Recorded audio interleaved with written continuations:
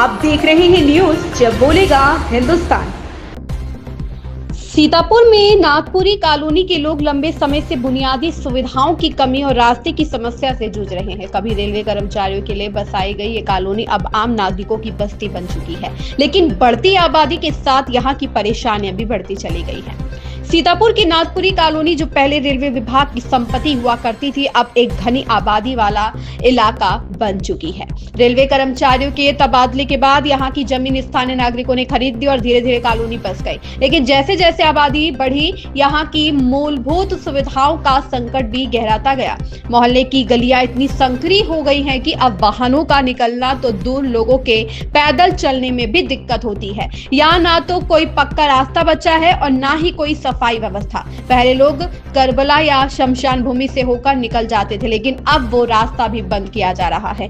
हमें डर है कि अगर ये रास्ते पूरी तरह बंद हो गए तो हम अपने ही घरों में कैद हो जाएंगे। रास्ते बंद होने की वजह से कॉलोनी के लोगों में भारी नाराजगी है। इसी समस्या को लेकर मोहल्ले के निवासियों ने एक कमेटी गठित की है और कॉलोनी का नाम रखा है नाथपुरी मोहल्ला समिति। अब यह समिति सीतापुर के जिलाधिकारी से मिलकर स्थायी रास्ते की मांग करने की तैयारी में है। हम जिलाधिकारी से अपील करेंगे कि यहाँ सर्वे कराकर एक सार्वजनिक रास्ता बनाया जाए ताकि लोगों को राहत मिल सके। नाथपुरी कॉलोनी के लोगों की उम्मीद अब प्रशासन से जुड़ी है। लोग चाहते हैं कि सरकार और जिला प्रशासन इस पर संज्ञान लेकर जल्द समाधान निकाले ताकि उनका रोजमर्रा का जीवन सामान्य हो सके।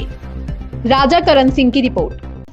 हमको जाने के लिए, स्कूल जाने के लिए कोई रास्ता नहीं है। हम इस मोहल्ले के निवासी हैं। डीएम अंकल से अनुरोध है कि हमें रास्ता दें। क्या नाम है आपका? हिमांशु पाल। निवासी हैं, लेकिन हम स्कूल जाने में तकलीफ होती है। डीएम अंकल से हमें यही गुजारिश है कि वो हमें रास्ता दिलाएं, न्याय दिलाएं। क्या नाम है? सौम्या तिवारी। हमको तकलीफ होती है, हमको रास्ता चाहिए, न्याय चाहिए। न्याय चाहिए। यहाँ पे स्कूल जाने में बहुत तकलीफ होती है। कृपया हमें यहाँ पे रास्ता दिलाइए। कौन, किससे रास्ता मांगते बेटा आप? डीएम से।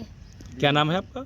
मेरा नाम गौरी रावत है। हमको रास्ते के लिए मांग है, जो कि हमारे यहाँ कोई रास्ता नहीं है और जाते हैं तो रेलवे लाइन तड़क के और खेत वेत से निकल के जूते जाते हैं भीग। इसलिए हमारी ये गुजारिश है डीएम साहब से कि हमको रास्ता दें और न्याय दें। ये कौन सा मोहल्ला है? ये नाथपुरी कॉलोनी जो है सहकारी समिति जो बताओ डीएम द्वारा आवंटित की गई थी। ये प्लाईवुड के जस्ट सामने मेन चौराहे पे पड़ता है। आपका नाम? नाम संगम तिवारी।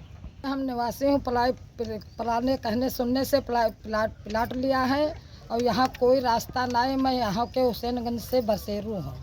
क्या नाम आपका? हमारा माया नाम। क्या चाहते हैं? हम रास्ता चाहते हैं। हमारे हरहा गोरू सब पाले हैं, हमारे छोटे छोटे बच्चे हैं। मैं बहुत परेशानी से अपना प्लाट बना पाया है। रहते हैं तो चारों घंटे ने रास्ता नहीं है और पैर से कमज़ोर हैं, हमारे पति भी कमज़ोर हैं।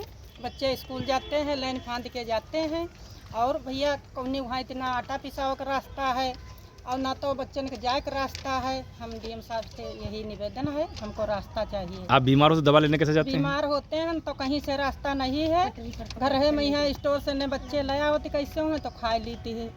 क्या नाम है? प्रेम होती। हमारी मांग ये है भैया, जब हम प्लाट लिए थे यहाँ पे, हमको कम से कम यहाँ 30 साल हो गए हैं, ठीक है। तब चारों तरफ से रास्ते थे।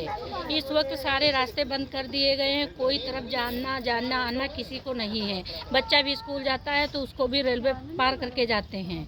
तो हमारी सोच यही है कि डीएम साहब से कि हमको कहीं भी रास्ता दें, न्याय चाहिए हमको।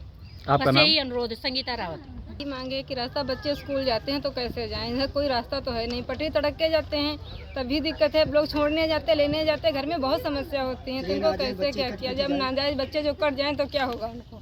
अब हम बच्चे दोबारा तो मिल नहीं पाते हैं। क्या चाहते हैं आप? हम यही चाहते हैं, हमको न्याय चाहिए, मुझे रास्ता चाहिए। और क्या कभी किसी अधिकारियों को आपने अवगत कराया है? हाँ किया है, डीएम साहब को कराया है, लेकिन डीएम साहब अच्छे आए हैं। उनको ऐसे गुजारिश यही है कि हमको ये लगाया है कि हम रास्ता हमको मिलेगी, मेरी सुनवाई होगी।